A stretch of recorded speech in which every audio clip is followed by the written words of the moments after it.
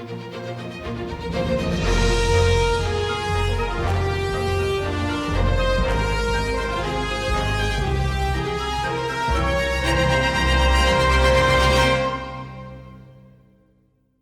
heroes today are Carlmichael and Keannoush, jiu-jitsu black belts and founders of ground game theory in Miami, Florida.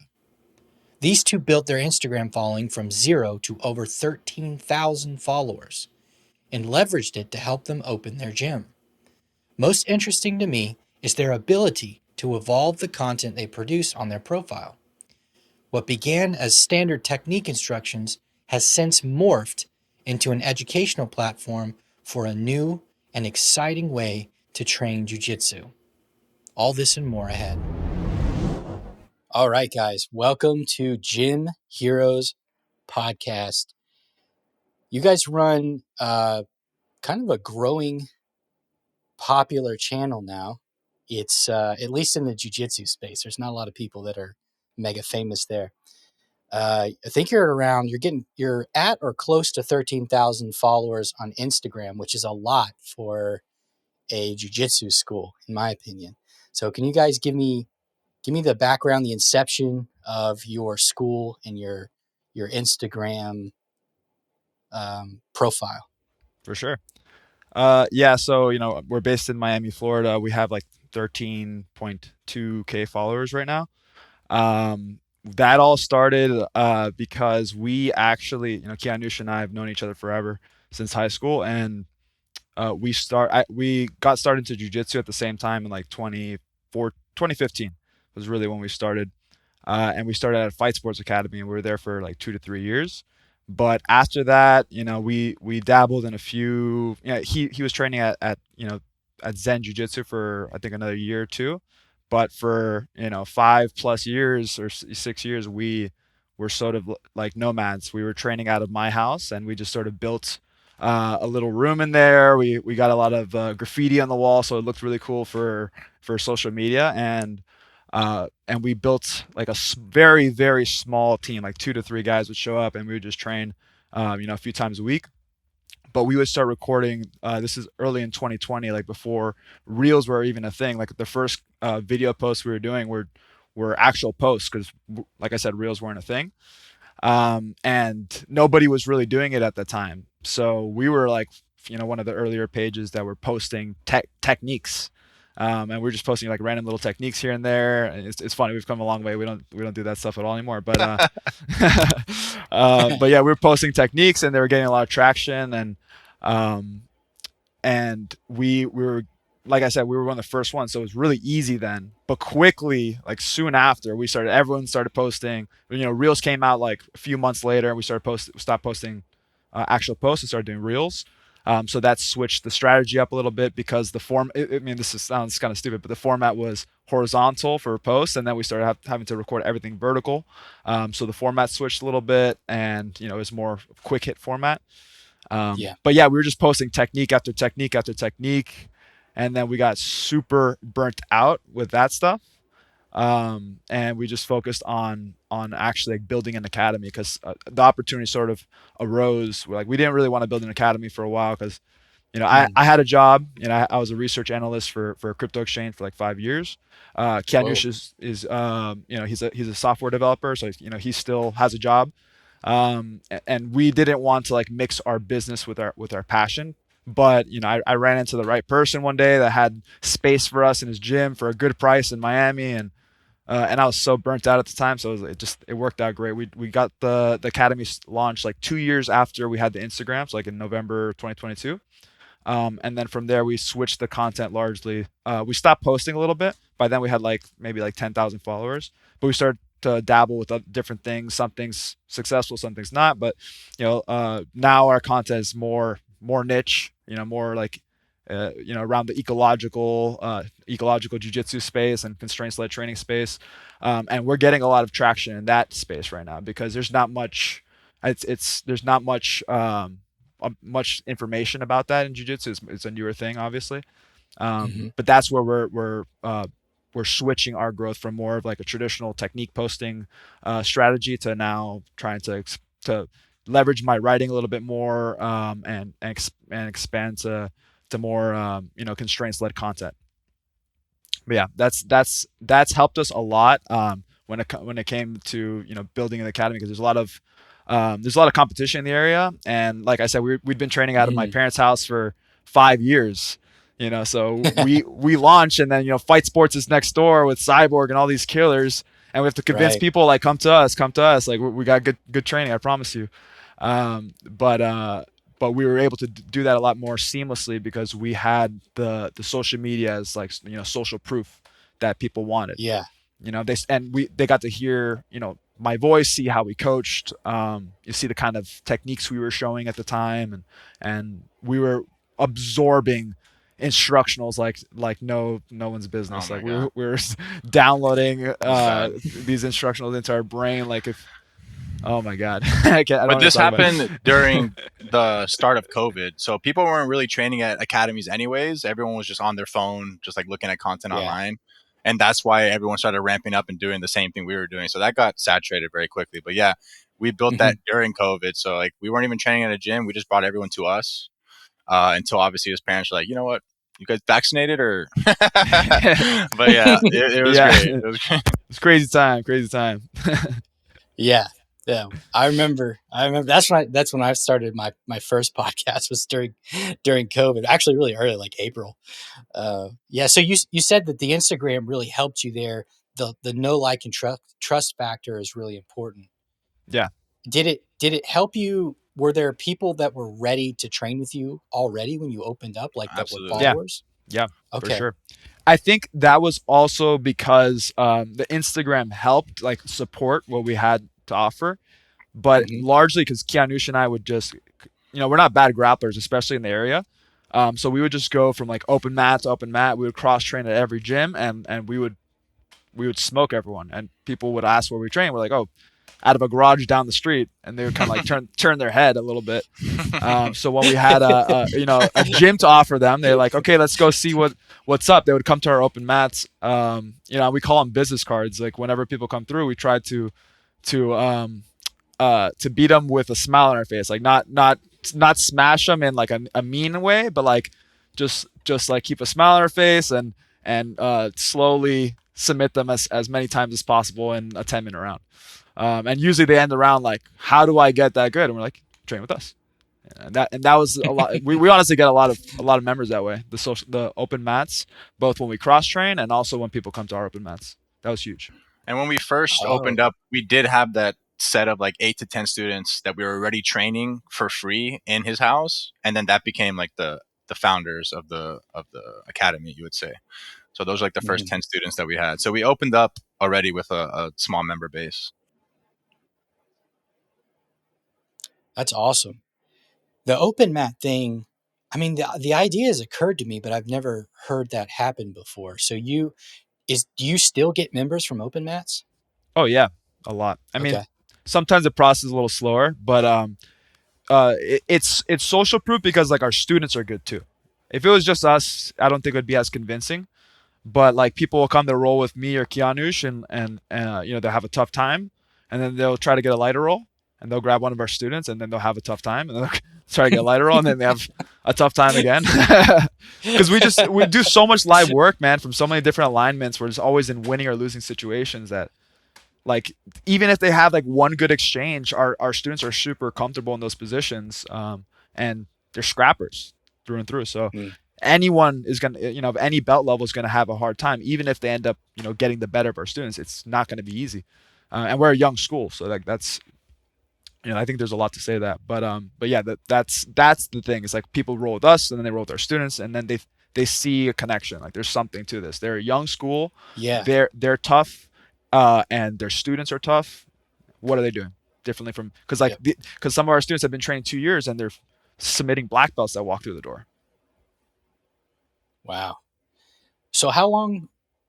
It seems like there's a business case to be made behind the ecological learning now. So how Yeah. long before you started dabbling in that and running that sort of program? Was it as soon as you started, No. before, sometime after?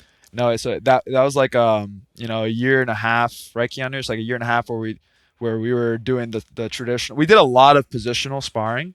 Okay. but still like 45 minutes, sometimes 50 minutes to an hour of static lot, drilling. a You know, lot. Oh like man. we Yeah, I would. would It say was from way too November much. 22 when we opened all the way to April 2024, we just studied Danaher, all these DVDs, and we did the IP method where we studied and we drilled. So April, we almost been doing straight 100% live training since April of last year, so almost a year now. Okay. And since then, I mean, our guys are already improving, but like I was seeing in competition, they were getting beaten by people from other schools that they should not have been getting beaten by. Because in my mind, I'm like, I'm watching Danaher and trying to absorb, and like I'm taking video notes, writing down key details, drilling it with Keannoush, and then trying to like condense it to a more understandable Hmm. format for them because Danaher is very very verbose. And still like it was in one ear out the other. I Yeah. remember what really got to me was like for a year and a half I had been trying to get them to understand how to hide their heel for heel hooks, like point your toes away from the body so that they don't trap your toes and twist your leg, right? And I explained it a million times, but maybe half the room after a year and a half learned that thing. And then in one 6 minute round, I said, all right, you cannot escape, you cannot counterattack, and you cannot just cross your legs and sit there and wait for them to start isolating your legs. You have to sit there, and your only goal is keep your toes pointed away from them and rotate to do so, like to keep your toes pointed away. They're just trying to trap your toes. And in one 6 minute round, they were able to understand what I was talking about for a year and a half. What do you mean by point your toes away? They experience the problem, and then all of a sudden they can do the thing. And instantly I'm like, all right, we're doing something wrong. A year and a half where I'm like, I'm a very passionate coach. I really tried to get this in their head in every way that I could, and Keannoush as well. And we have a lot of classes on the schedule, and it didn't work until we just played games where they had to solve those problems themselves. Excellent, man. Yeah, Did you see transfer from that game to rolling? sure, for sure. Yeah. Yeah, Yeah. like pretty. I mean, I wouldn't say like pretty quickly, but definitely since we've been training, like people are a lot more savvy when it comes to defending leg locks. So, training with the constraint slide approach. Yeah, Yeah. that's great. Yeah, when we were drilling before, we would spend a month on one position, and we could never get that knowledge to transfer. Like maybe some of the advanced guys would pick it up and use it, but we could never get them to do what we're trying to like get them to do. It was almost impossible. No, So it was I really remember 1 month particularly. Remember the first month, Keannoush, where we did the close guard scissor. yeah, we did like we were watching a Yeah. Danaher DVD where it was like a close guard, like Side side scissor. scissor position is what he called it. That was a And we waste spent like of a time. month we're trying to get these guys to understand. Drilling, they didn't really get it too much. Like we would understand it, but like not only did they not get it drilling, but we spent a whole month and I had not seen it one time in training. Not a Oh my single gosh. time. Yeah. That was like our first month, like open. I'm like, oh my god, what are we doing? What we were always big on, though, and we always pushed with our students on top of obviously the drilling, we always talked to them about the first principles and like the concepts and the why. We always told them like, ask us why we're doing it. We're not just telling you put your right hand here, put your left hand here, but like we want them to ask us why they're doing things. Yeah. So we were always big on that, but we just couldn't hone it down onto how the hell we transfer that knowledge till we started listening to Greg's podcast and stuff like that. Yeah. But yeah. Yeah. Yeah. You got to do it. You got to have Yeah. the actual task. Gotta do the damn thing.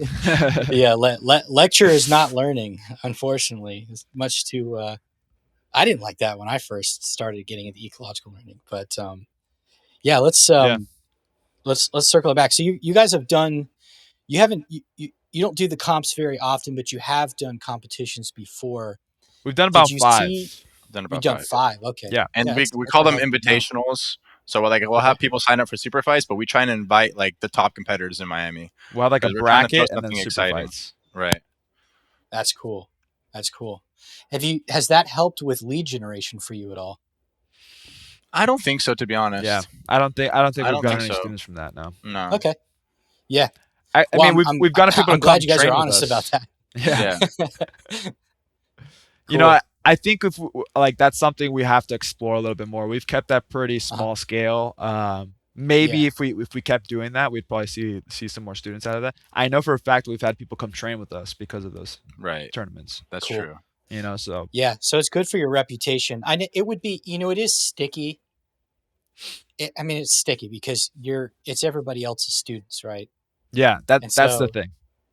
They come nobody by, comes to your they're just cross invitationals training. anymore Right. because they know it's just a poaching operation. Yeah, yeah.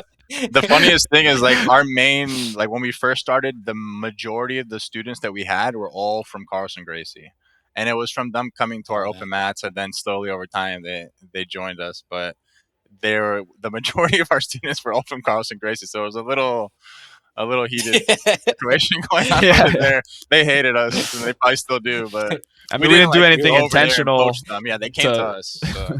It You wasn't guys were enough. like the 47 Ronin. Yeah, yeah, Oh, the disgraced samurai that all band together for one purpose. it's attractive to some, Yeah, That's our target that's market. cool. Yeah. So as far as capturing leads, I know you've been working with Gymdesk.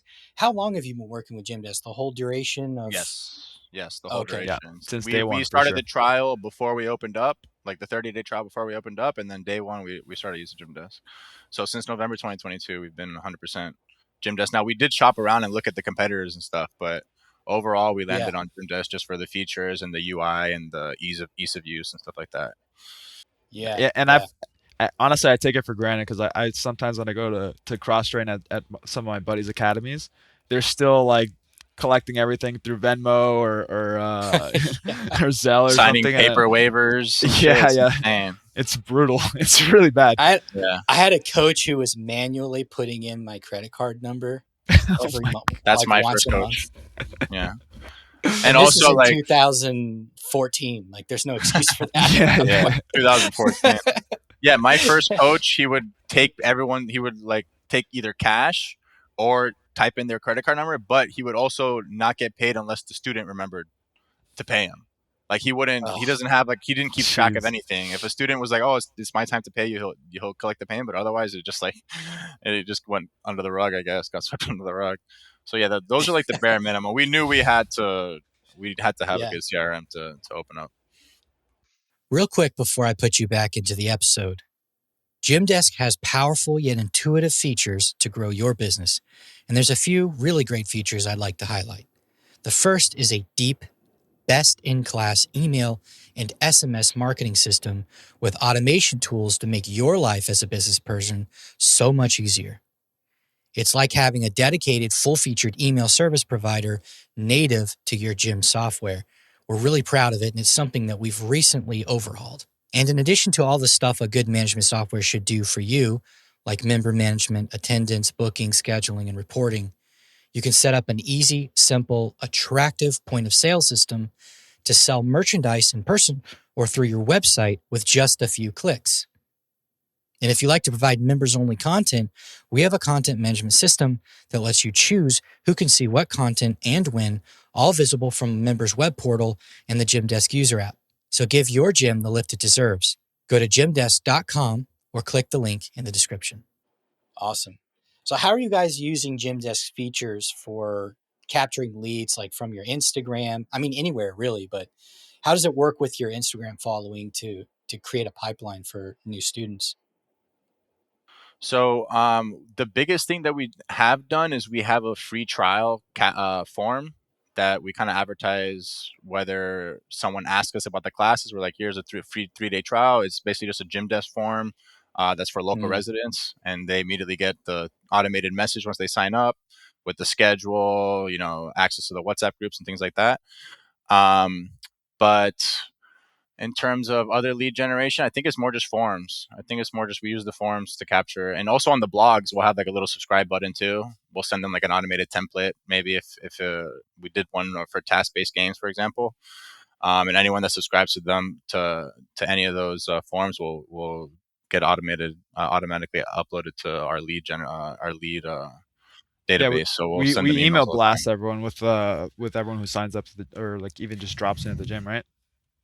Yeah, everyone that's done anything, we have their email. That we send them a lot of content through our through Gym Desk. We'll blast it to like 1,000 people. Yeah. And we also have the text. We use all the text messaging automations too, because a lot of people don't even check their email. So whatever triggers they have for text messaging, I've even asked them to add more. But whatever text message triggers they have, we make use of that a lot too. Because the emails always go under the rug. A lot of our members are like 18 to 25, and they don't really open up their emails like that. They're on their phone all the time though. So a text message is perfect for us. Yeah, if you're a local business, you got to be using SMS. You should not be relying on email.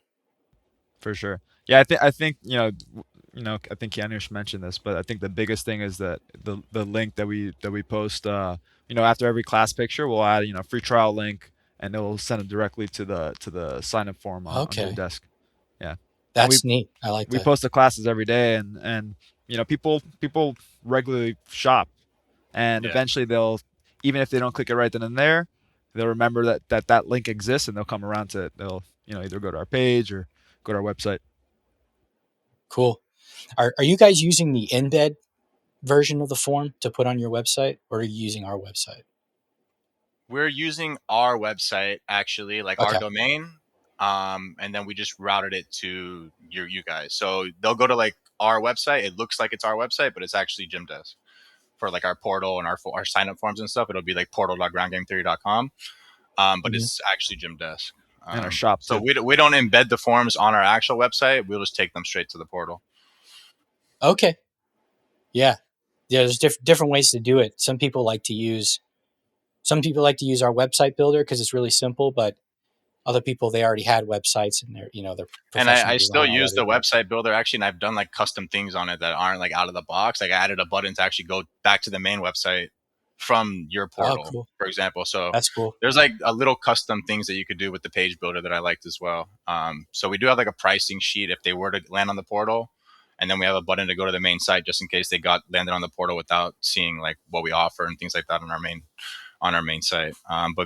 Definitely we wanted to make sure it was connected to our domain for SEO purposes and things like that.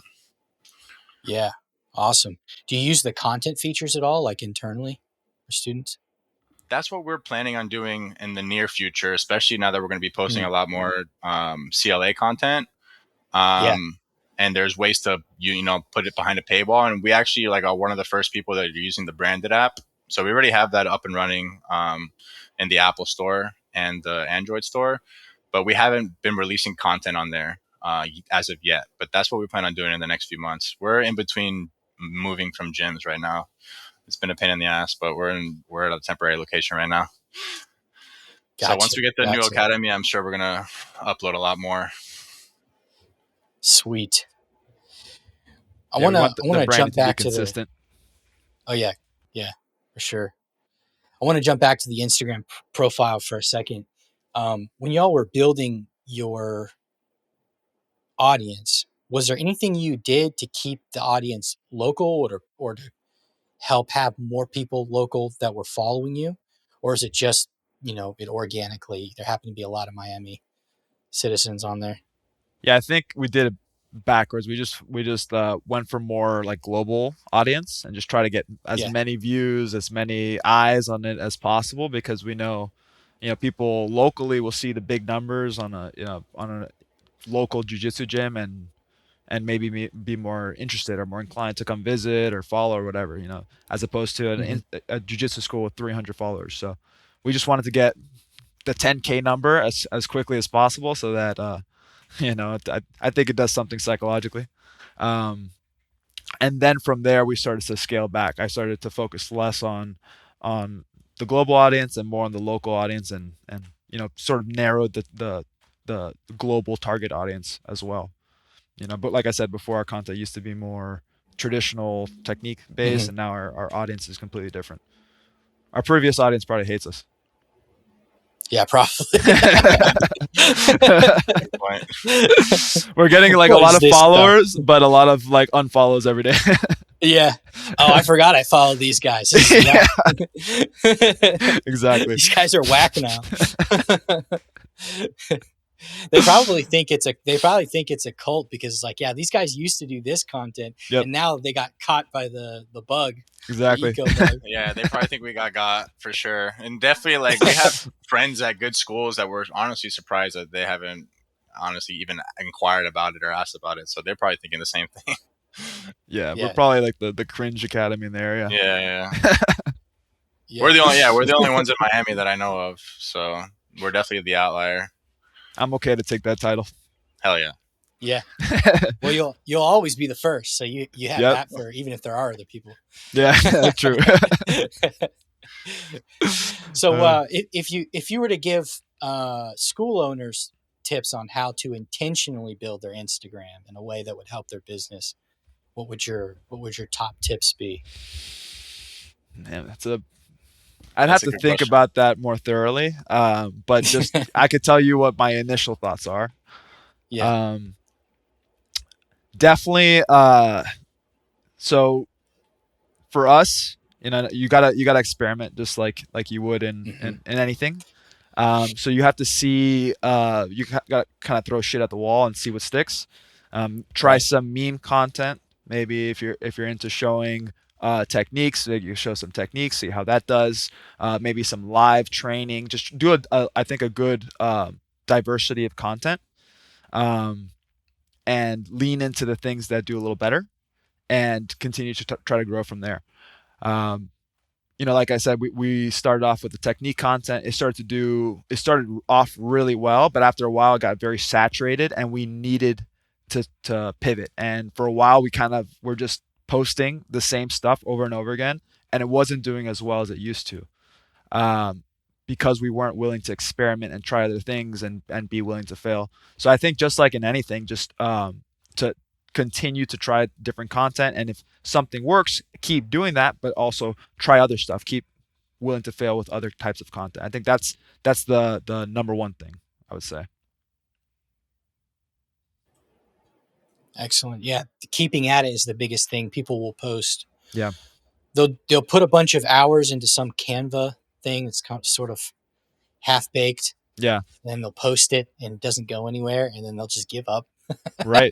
It takes You time. can't do that. It takes time. Yeah. It takes time. You got to be and honestly, like it takes effort. Like you can't just effortlessly throw shit at the wall either. I mean, you have to try to Hmm. see, think about who's going to be reading this, and act as if you're the reader. And how would you take this in? Would you just Hmm. swipe, or would you double click? Would you send it to a friend? Like, what would you do? Um, and yeah, I think that's super important. I don't know if you got anything else, Keannoush. Honestly, at the top of my head, I'd have to think about it as well. But also we post stories every single day consistently. We honestly never miss a class post, and that's whether it's to give our other members FOMO that didn't attend, or is to show that we have classes that are packed full of people and to bring more people in.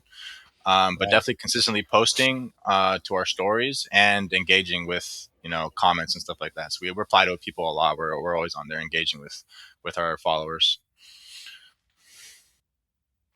Yeah, that's really important. My coach does that too. He posts class pics a lot, and whenever I see them, I like them because they're faces that I recognize or people I like. So, and I think that really probably helps with like initial engagement too, to keep everybody that goes to your school that follows automatically likes that and engages with it. Yeah, Um, I think that's also something that's probably a little bit more important when you're early on, when you have when your room's often, yeah. because like when you start a school, the room's gonna be empty often. I mean, I had many Hmm. classes that were just one person in there, two people in there, Yeah, just a private lesson. But that's kind of the struggle you have to go through. But when we did have a lot of people in there, I was taking a picture, posting it, tagging everyone so they could share. That's huge. videos. It's a But every single day I would tag everyone and they would share. Everyone would share the post. Everyone would share the post. So it just Yeah, Yeah. just spread a little bit more. And we yeah, got so many people over the past 2 years that were friends of friends just because they saw the post all exactly. the time. And it just takes time. It's not gonna You don't just post it once and all of a sudden people are at your door. It takes Yeah, because time. a lot of our Right. members, honestly, I don't know the percentage, but maybe at least half are from other schools. I don't know. I'd have to check, but we don't have like a lot of day one guys. So if someone leaves from another gym and you see them posting at our school often, then they'll start questioning it, and then maybe they'll come in. That's what's happened a lot. So that's why we have definitely like many members from multiple schools that have like followed their friends or teammates and come train with us. And then all we need to do is get them to the door, because if we can get them to take one of our classes, we already know we can most likely get them hooked. So Fantastic. That's Yeah. cool, man. Yeah, I want to call out that tagging technique, because a lot of people, they'll just post it and they don't tag anybody. I was guilty of that when I had a little Taekwondo club I ran many years ago. Tagging is important because even if they don't repost that, well, if you collaborate, it'll show up anyways, right? Right. But if you tag them, their friends are more likely to see it, or they'll comment, or they're more likely to repost it, or put it on their stories and stuff. So it just helps. It's something that you control. It's a lever that you can pull to help everyone help you, basically, Right. instead of just putting it out there and hoping everyone decides to take action on their own. Yeah. I definitely get lazy on that sometimes, because one, Instagram bugs out all the time. So like I'll be there sitting there and tagging like 10 people and be like, error, you didn't tag anyone. So like you're just sitting there doing it all the time. But yeah, sometimes I'll just post it and not even tag anyone, because sometimes like 20 people and I gotta see who's there, find their name and stuff. And You got to work your way if around it. You got Instagram to can tag make that 10 a little people at a easier, time. it'd be better. Yeah. Just and then find the three with the highest follower count. Yeah. Honestly, what I've done now, because we've shared it and tagged people so many times, that I try to just tag the people that I know are going to share it, like that consistently share it. Some people just like they see it, they read it, and either like it and move on. But most people that tend to share it, I'll make sure to tag them. And a lot of the times they'll ask us to, because if we forget to, they're like, "Yo, can you tag it? I'm trying to share this." And some of them will just if we don't tag them, they'll screenshot it and post it. Yeah. With the ground game theory thing in the corner and everything. We've had people like some days we don't even take the class picture, and they're so conditioned to do it that they'll like take a selfie on the way out. They're like, I'm gonna get this picture whether you want it or not. That's really good though. That's a very healthy culture. Yeah, for sure. Yeah, I mean, the culture is the number one thing I cared about the most, because I'm spending my days there. I don't want to be around a bunch of people that don't vibe with me, and vice versa. We moved away from all the traditional culture. Like we've had people come from other gyms confused that they're not like bowing down before they get on the mat, or like there's a speech at the end of the class. They're like it's like new to them. They're like, and they ask questions like, "Is it okay if I, get water?" Or like, dude, you do what you gotta do, bro. Professor, can I go potty? Yeah, can I go to the bathroom? I'm like, bro, if you gotta go to the bathroom, go to the bathroom. Like, what do you mean? People are holding the bathroom key from you in your other school? Like, what's going on? Yeah, you're an adult. Just go. I've had people ask me, can I throw up? I'm like, no. What are you talking about? Get the fuck out of here. No wonder people are afraid of martial arts. Yeah, right. Coach, I need permission to throw up. I'm so sick. That one threw me by surprise. Yeah. Oh boy. That's awesome. Well, I appreciate you guys sharing your social media wisdom here today. If any of our listeners want to pick your brain about what you're doing to promote yourselves across social media or anywhere else, where can they find you at? Best spot right now, I guess, Instagram at Ground Game Theory. That's the handle. That's the best spot. Yeah, we reply to any requests. Like if someone message requests us about anything, we'll get to it eventually. Yeah, soon we'll be posting more long form content on YouTube. Mostly around the constraints-led approach. Yeah, because it's so hard to cram anything in those little videos. Yeah. As you can see, we have to condense, that full article in like 8 or 9 slides, and hope people get the point. Yeah, the long form videos don't do well on Instagram, in my opinion. No. People don't have the attention span for that. Like honestly, when we were making reels, it was always like, how can we make this as short as possible? And it was always a mission, honestly. Yeah. All right, guys. Well, I appreciate you coming on. Likewise. Of course. Thank you for having us. Thanks, Josh.